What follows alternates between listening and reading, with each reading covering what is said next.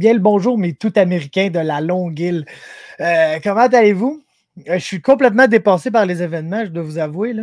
En 2024, lorsque j'ai décidé de créer une nouvelle série de vidéos qui allait documenter les What the fuck moments qui arrivent dans le monde des arts martiaux mixtes, je pensais jamais créer un nouveau curse, là. Je pensais pas que j'allais être le Mandy Bone de 2024.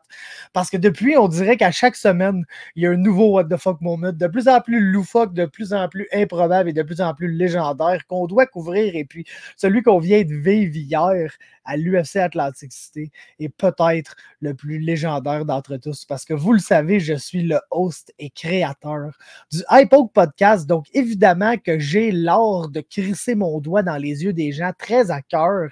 Et puis, on a vu probablement une chose unique là, en son genre hier, c'est-à-dire un knockout par double iPoke. On a vu probablement la première combinaison de iPoke lander. On a vu des gens lander des iPoke avec leur jab, des iPoke avec leur main arrière. Mais avez-vous déjà vu un 1-2 de iPoke landé clean et directement mené au knockout d'un combattant? Écoutez, c'est ce qu'on a vu hier soir. Je vous explique. Chris Weidman, qui d'autre, affronte Bruno Silva dans un combat qui fait un peu peur parce que Chris Weidman, quand il se bat en 2024, ça fait un peu peur. Il est de retour à Atlantic City, là, puis c'est un grand événement pour lui parce qu'il a pas mal commencé sa carrière là avec Ring of Combat. Et puis il amène un gros crowd parce que c'est proche de chez eux. Il vient de Long Island à New York, donc c'est à 2 heures de route, même pas Atlantic City. Donc gros crowd qui est là, puis il dit je prends vraiment ça, là, un fight à la fois. Tu sais, je suis conscient que j'ai eu une trentaine d'opérations chirurgicales dans les dernières années, puis que ce soit un miracle que je puisse me battre. Puis il avait déjà fait son retour, c'était face à Brad Tavares, dans un combat épeurant, dans un combat où il avait perdu par décision, puis à chaque fois qu'il mangeait un coup d'un jambe, on était là, oh, Chris, puis ça n'avait pas été une expérience le fun. Tu sais, Chris Weidman, je pense, peu importe c'est quoi votre take sur Anderson Silva, Chris Weidman est devenu un gars attachant là, à travers les années, que je pense qui est très apprécié dans le monde des arts martiaux mixtes en général. Donc, c'est pas un doute qu'on veut le voir se faire péter trop. Mais là, il affronte Bruno Silva. Un d'autre qui est à la fois un énorme brawler brésilien très méchant qui passe proche de tuer chaque personne qu'il affronte, mais lui aussi, il a un combattant qui se cherche. 1-4 à ses 5 derniers combats. Ça a commencé avec une défaite contre Alex Pereira, super serré. Il avait trouvé la recette pour battre Alex Pereira, mais il a quand même échappé ce combat-là. Ensuite, affronte Gerald Mearshart, le pète complètement, se passe une guillotine au 3e round. Ensuite, passe un KO au 1er round à Brad Tavares, le gars qui vient de battre Chris Weidman. Mais rebondit avec une défaite soumission au 1er round face à Brandon Allen. Ensuite, du bas contre Shara Magomedov, là, le striker d'Agastana qui louche le roux.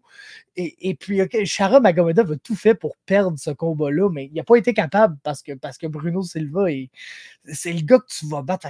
Lui aussi, là, il est sur un trend bizarre dans sa carrière. Fait que, gros potentiel de weirdness, mais aussi gros potentiel de tristesse. Là. Ça se peut juste que Bruno Silva arrive là et détruise Chris Weidman. Puis on veut pas que ça soit trop triste parce que c'est encore une carte de l'UFC qui semble un peu sombrer dans la weirdness la plus complète, là, tout qui commence avec le combat de Carl Nelson.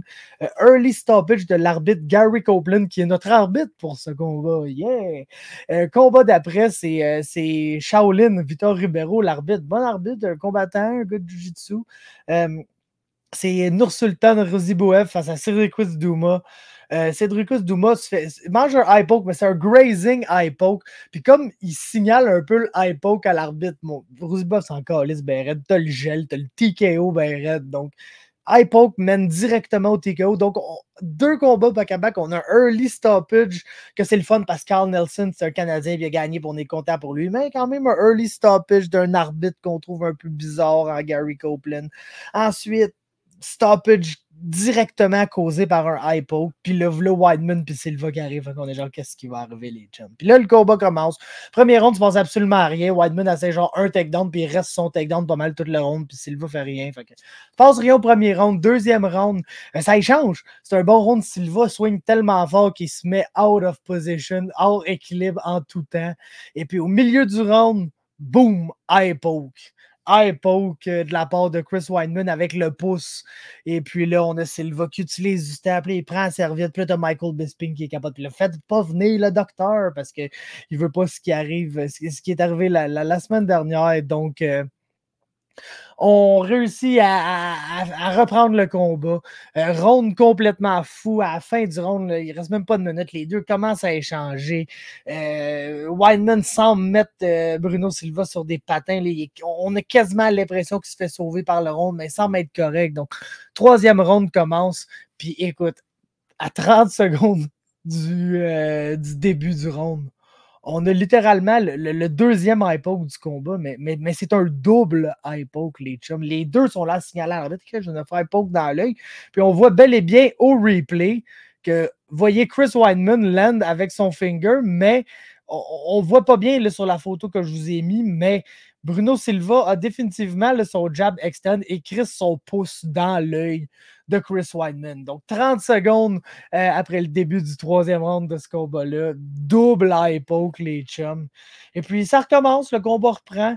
Et puis, 1 minute et demie, 2 minutes plus tard, Chris Weidman land un 1-2. Bruno Silva tombe, mais tombe en se tenant à l'œil, comme vous voyez ici. Weidman le pounce, land une coupe de strikes. Silva ne se défend pas intelligemment. Gary Copeland, notre arbitre, intervient. Et puis là, c'est le moment le plus incroyable parce que Chris Weidman, hostie, vient de gagner un combat en 2024 à Atlantic City devant les siens. Écoute, la foule est en délai de Fall is in the Liar dans la zone Impact, maintenant Macier.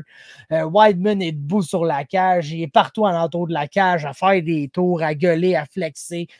Tout le monde est content, c'est un moment incroyable, mais pendant ce temps-là, Bruno Silva, lui, il est pas content. Ça se tient avec le ref. Il est là, hey, referee, bro, this mistake.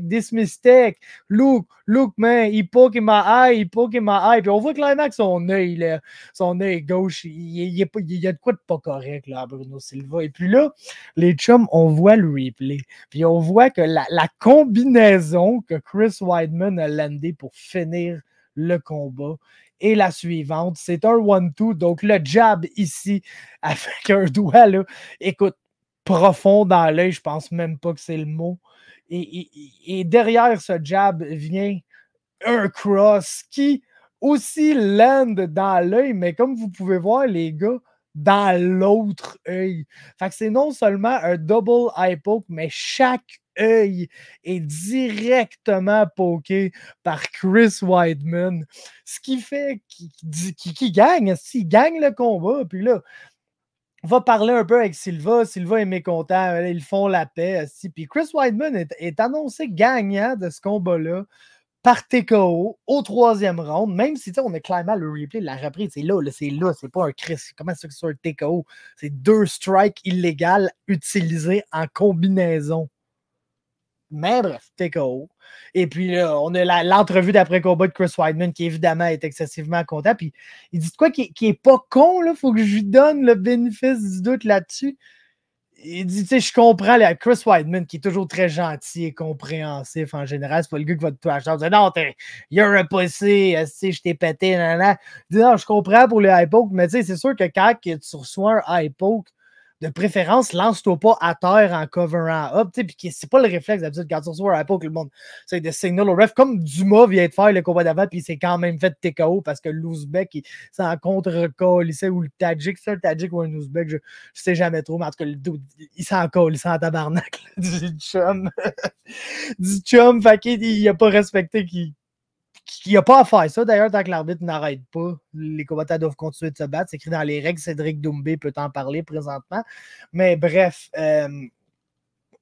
c'est ça. Weidman, tu manges un poke dans l'œil. Crie-toi pas à terre en coverant up comme si tu venais de te faire frapper par une strike. Puis, là, évidemment, Chris Weidman qui malheureusement, là, ce qui je pense l'affaire la plus triste dans tout ce combat-là, ne reconnaît pas vraiment que Silva est sur une streak absolument dégueulasse. Il y a genre 1-4, 1-5 maintenant, là, à ses derniers 6 combats.